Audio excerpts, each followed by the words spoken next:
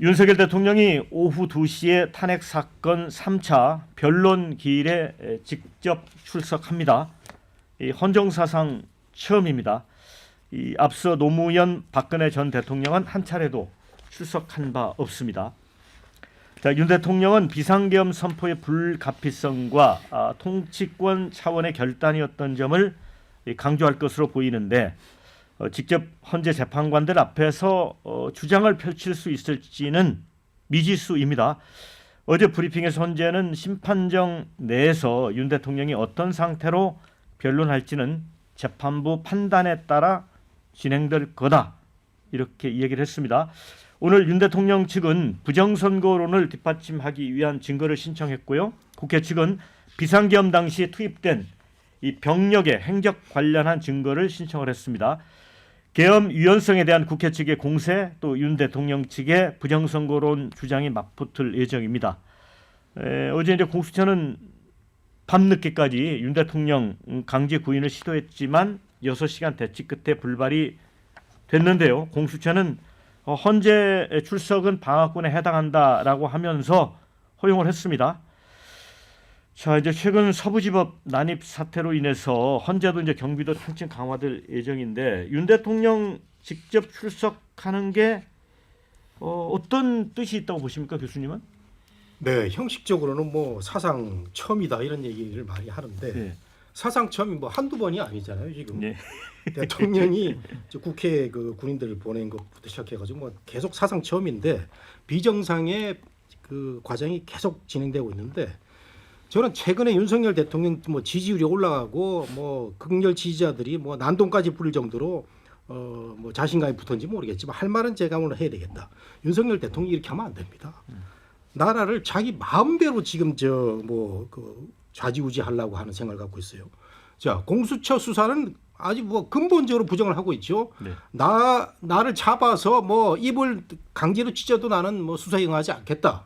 제가 어제 그 공수처 그 강제군이 어떻게 다 쭉 지켜보니까 뭐 그렇다고 현 대통령을 팔다리 붙잡고 끌어낼 수는 없는 거 아닙니까? 그런 상태에서 안타깝게 수사를 못 하고 있는 상황인데 헌재에는 내가 직접 나가서 얘기하겠다. 내가 법률가니까 설득을 하면은 헌재 재판관들이 마음을 돌려서 이거 탄핵 기각을 할 수도 있고 이런 그 논리 같은데 이게 말이 안 되는 게 윤석열 대통령이나 윤석열 대통령 변호인들의 논리가 그동안에 뭐 언론 기사를 보면 15전 15패라고 하는데 하나도 맞는 게 없어요. 이번에 구속영장 심사에서도 판사가 딱 하나 물어봤다고 그랬죠. 입법 기구가 뭐냐? 비상입법 기구냐? 뭐 그랬더니 대답도 못했다고 그러고. 그럼 오늘 나가서도 깨질 게 분명합니다. 그동안에 헌재에서 많은 심리가 있었는데 그 어떻게 법률 대리인들이 헌재 재판관들의 혀를 찰 정도로 준비를 안 해왔다. 이런 상황에서 본인이 나가서 어떤 얘기를 할 수 있을 것인지 참 저는 그 안타까운 상황이라고 생각이 되고요. 우선 윤 대통령이 자기 마음대로의 생각을 빨리 버려야 된다. 최소한이라도 수사에 협조하고 헌재 나오고 이런 과정이 필요하다 생각이 됩니다. 네. 자, 지난번에 이제 영장 실질 심사에서 정경 판사가 물었는데 교수님 이제 그 기억이 오락가락한다 이렇게 이제 답했다는 부분을 말씀을 하신 거잖아요. 그렇죠. 그러면 정말 헌재에 나가서도 또 뭐 날카로운 질문들이 있을 텐데 어떻게 보세요? 그것보다는 좀 일관되게 윤석열 대통령은 자기 메시지 발신에만 집중하고 있는 것 같습니다. 그동안에 몇 번의 담화가 계엄 이후에도 있어 왔지만 일관된 목소리였고 그래서 그 일관된 목소리를 통해서 아스팔트 우파들을 결집하고 그걸 통해서 지지층들을 단단히 한 다음에 혹시라도 대선이 이루어진다 하더라도 그게 흐트러지지 않게 하는 게 본인의 역할인 것처럼 지금 상황을 만들어가고 있고 그게 결국 서부지법의 이 이른바 폭도들이 난입하는 이런 초유의 사건까지 벌어지지 않았습니까? 그러니까 그것도 아랑곳하지 않은 것 같아요. 이게 왜 그러냐면 본인이 중앙지검장 시절에 수사했던 그 국가기관을 동원한 댓글 사건, 이 댓글 사건의 관련자들을 다 사면복권 시켰거든요. 예. 그게 뭐냐면 그게 군을 동원해서 댓글 공작하고 정치 공작을 했던 사람들을 다 사면복권 시켰는데 정권만 잡으면 우리가 불법을 저지르고 천인공노할 일을 저지른다 하더라도 정권만 다시 잡게 되면 그걸 다 사면복권 시킬 수 있다라는 그런 잘못된 시그널들을 계속 지금 주입하고 있는 것 같아요.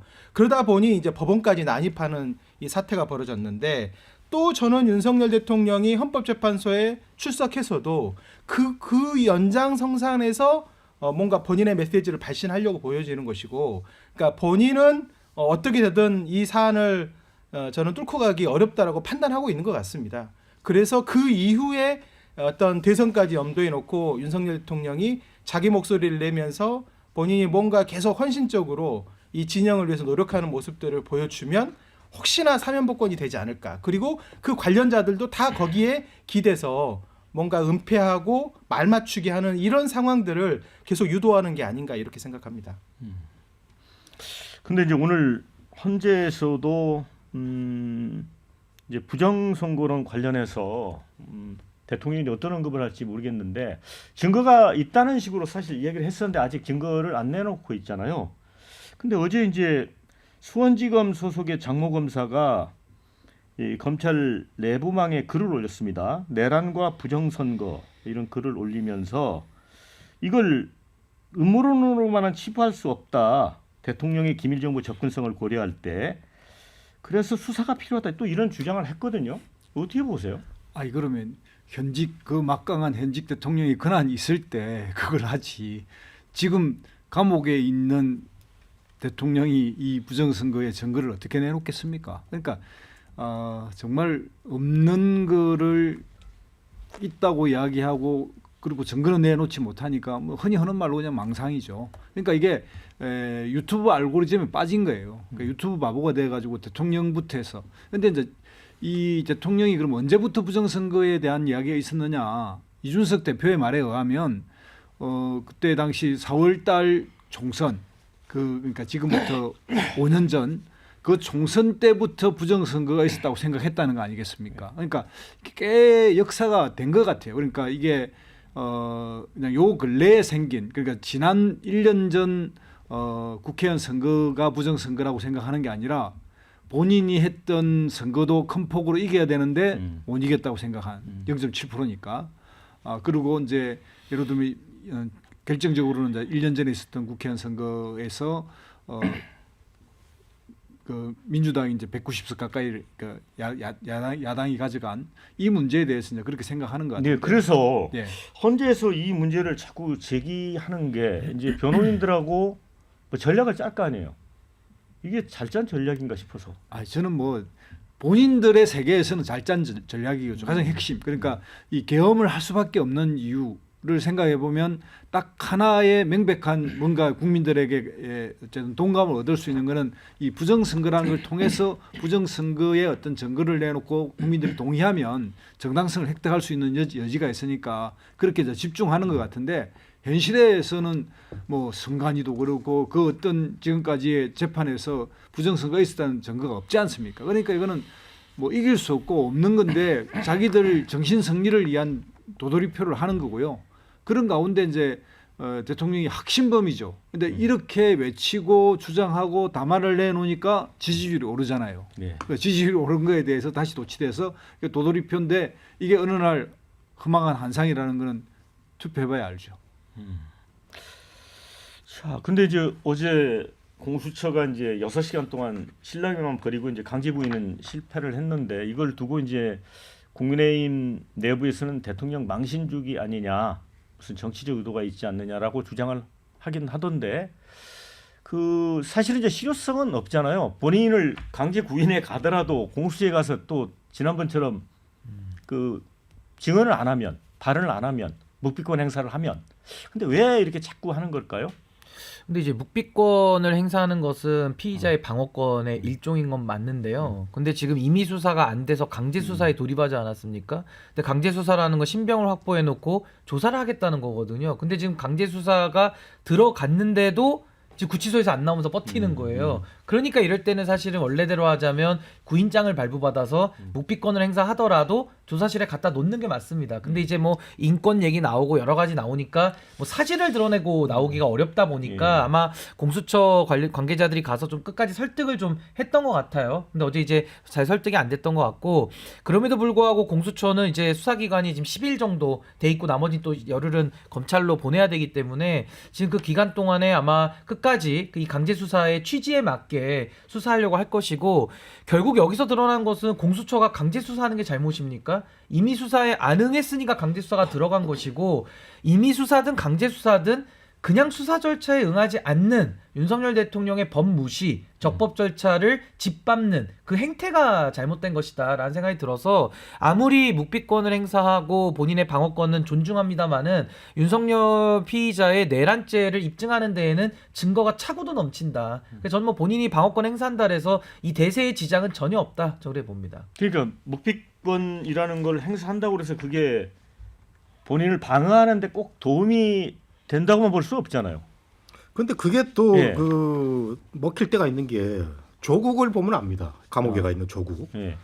뭐 워낙 그 황당한 문서 위조범이었기 때문에 뭐 말을 해도 본인이 창피할 거 아닙니까? 예. 그래서 입을 닫았는데, 마찬가지로 묵비권을 행사한다면 대통령도 그럴 가능성이 있는데, 근데 본인이 묵비권 행사 안 할 거예요. 본인이 법률가 아닙니까? 내가 그래도 서울법대 출신의 그 검사 출신인데 한번 다퉈보겠다는 그 약간의 엘리트 의식이 있어요. 근데 윤석열 대통령이 엘리트 의식을 가지기에는 조금 반성을 할 필요가 있어요. 이 법조계에서는요, 진짜 선골이 있습니다. 진짜 선골은 서울법대에다가 무슨 재학중 패스라는 이런 그 조건이 딱 있어야 선골이 됩니다. 이거는 뭐 법조계에서 그 아주 기준이 있어요. 근데 그런 식으로 따지면 구수 정도 한 윤석열 대통령은 한 4두품이나 5두품 정도 될 거예요. 그래서 엘리트 논할 게 아니에요. 그래서 아주 잘못됐다는 거죠. 공수처의 수사는 나는 거부한다. 공수처 검사들은 찌질한 애들이 그 가가지고 있는 데인데 내가 걔들한테 왜 조사를 받아, 수사를 받아, 이런 논리거든요. 그래서 윤석열 대통령은 마음속에 그 거만함,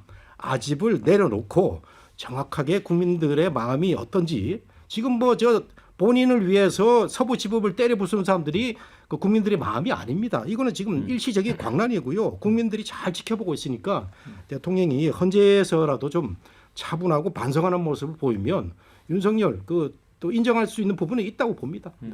자, 대통령 이제 강제 구인 거부하고 헌재 직접 출석 관련한 여러 댓글들을 올려주셨습니다. 한나라 대통령이었던 사람이 모든 걸 이용해서 피해가려는 찌질한 모습이 좀 추하다, 이런 걸 올려주셨고요.